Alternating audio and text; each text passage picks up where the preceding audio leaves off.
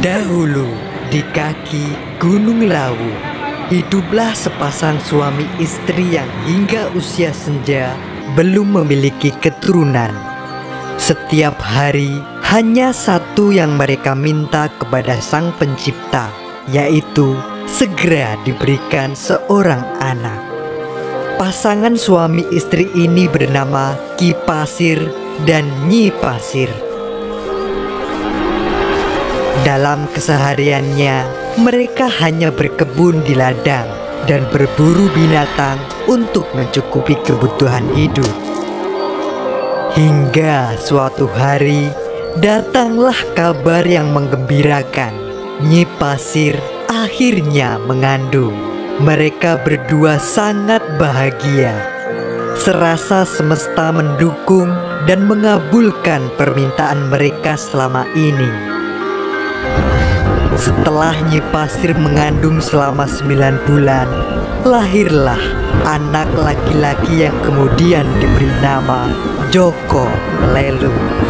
Lengkaplah sudah kebahagiaan mereka sebagai pasangan suami istri.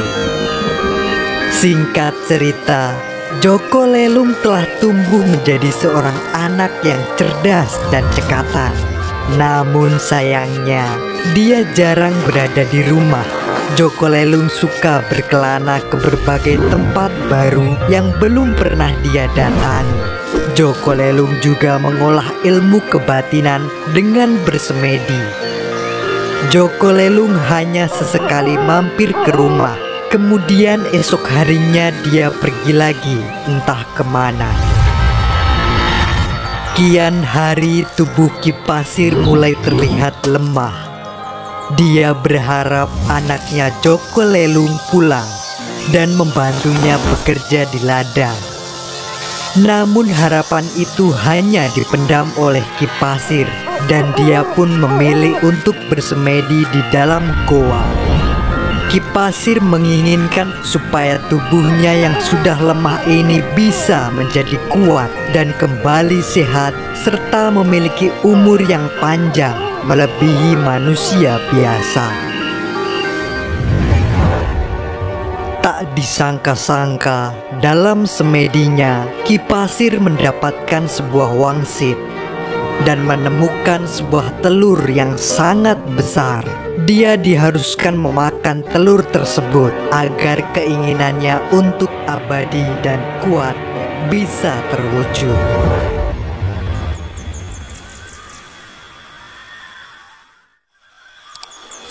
Selepas dari semedinya, Ki Pasir mencari arti dari wangsit itu hingga tubuhnya semakin rentang.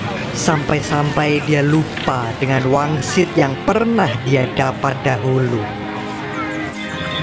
Suatu ketika, sepulang dari ladang, dia tak sengaja melihat sebuah benda bulat di bawah pohon tua.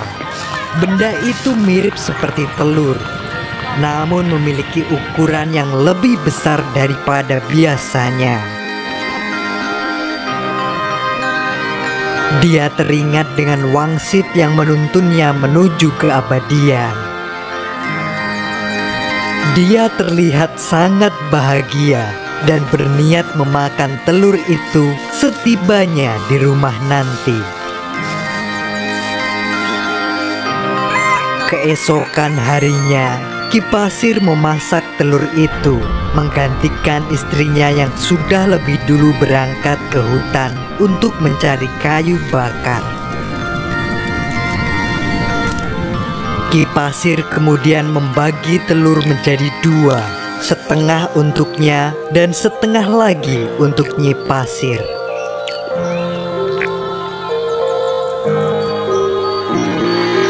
Usai kenyang menyantap telur, berangkatlah Ki Pasir menuju ladangnya.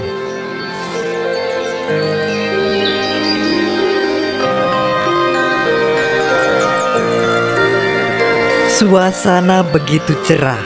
Ki Pasir sangat bahagia. Dia merasa dapat menyatu dengan alam. Alam pun seakan melukiskan keindahannya yang tak terbatas untuk Ki Pasir. Dia merasa tubuhnya menjadi lebih segar dan kuat, serasa puluhan tahun lebih muda dari sekarang. Tiba-tiba kepala Ki Pasir terasa sangat pening. Sekujur tubuh mulai gatal-gatal. Semakin Ki Pasir menggaruk, semakin mengelupas pula kulitnya. Dan dari bekas luka itu mengeluarkan uap yang panas. Ki Pasir pun panik dan segera mencari mata air terdekat untuk berendam agar panas dan gatal di tubuhnya mereda. Kulitnya mulai berubah sehingga terlihat seperti sisik hewan yang menyeramkan dan menakutkan. Setelah menemukan mata air, dia segera berlari dan merendam tubuhnya di sana. Di tempat lain, Nyi Pasir telah sampai di rumah dengan membawa cukup banyak kayu bakar dari hutan. Ketika ingin masuk rumah, dia melihat ada makanan di dekatnya. Dia pun akhirnya memakan separuh telur itu. Sesaat setelah makan, Nyi Pasir mengalami hal yang sama. Tubuhnya gatal dan panas. Dia pun panik dan menyusul suaminya ke ladang untuk meminta bantuan. Namun, dia tak dapat menemukan suaminya di ladang. Nyi Pasir berusaha memanggil-manggil Ki Pasir, akan tetapi tidak ada jawaban. Dia sudah tidak kuat. Nyi Pasir pun mencari sumber air di sekitar ladang untuk segera merendam tubuhnya sambil mencari keberadaan Ki Pasir saat ini. Sayup-sayup dari arah mata air terdengar suara gemuruh, seakan terdapat makhluk besar yang mengamuk di mata air itu. Nyi Pasir penasaran dan mencoba melihatnya dari balik semak. Nyi Pasir terkejut, seekor ular naga raksasa yang tengah berenang mengamuk di dalam mata air. Namun dia merasa jika ular besar itu adalah perwujudan dari suaminya. Di tengah kepanikannya, Nyi Pasir terperosok dan berguling di dekat mata air. Dalam sekejap, badan Nyi Pasir juga berubah menjadi seekor naga yang kemudian masuk ke dalam mata air menyusul suaminya. Di dalam air, naga Nyi Pasir mencari suaminya. Dia melampiaskan amarah karena telah merubahnya menjadi wujud ular. Naga Ki Pasir pun juga naik pitam. Dia juga tidak terima jika tubuhnya telah berubah wujud. Naga Ki Pasir merasa jika saat ini alam semesta telah mengutuknya.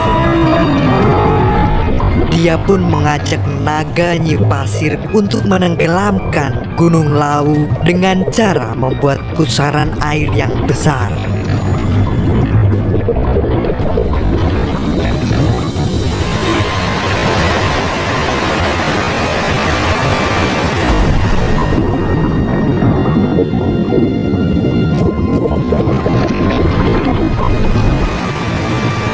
Tanah di sekitar sumber air itu kemudian longsor, semakin besar dan semakin dalam.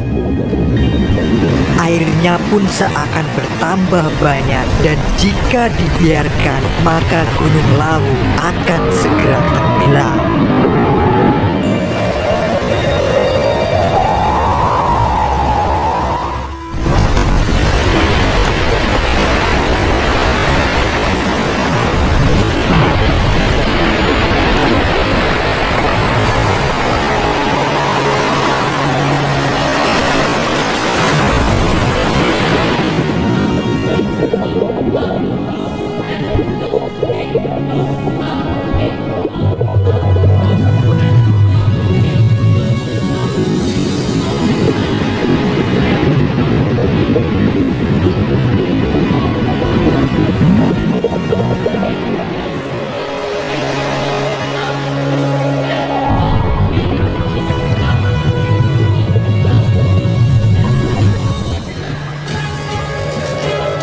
Seketika itu, Joko Lelung yang pulang dari semedinya mengetahui jika bencana yang sedang terjadi sekarang disebabkan oleh kedua orang tuanya yang telah berubah menjadi naga serta memiliki niatan yang buruk.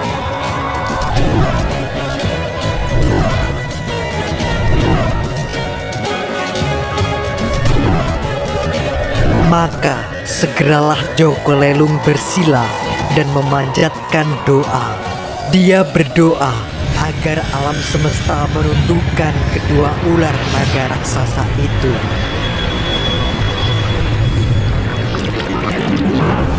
Tiba-tiba kedua naga berwujudan dari Ki Pasir dan Nyi Pasir itu bercahaya dan menjadi lebih tenang. Mereka pun akhirnya moksa di dalam perairan tersebut.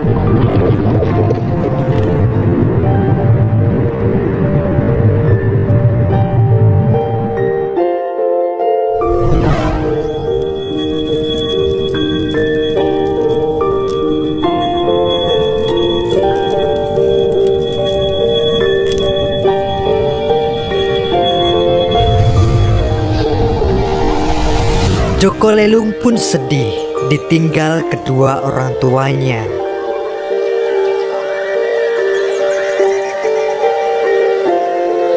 Bekas dari amukan kedua naga raksasa itu membentuk seperti sebuah telaga dengan pulau kecil di tengahnya. Untuk mengenang kebaikan kedua orang tuanya, tempat itu akhirnya diberikan nama yaitu Telaga Pasir, atau sekarang disebut sebagai Telaga Sarangan.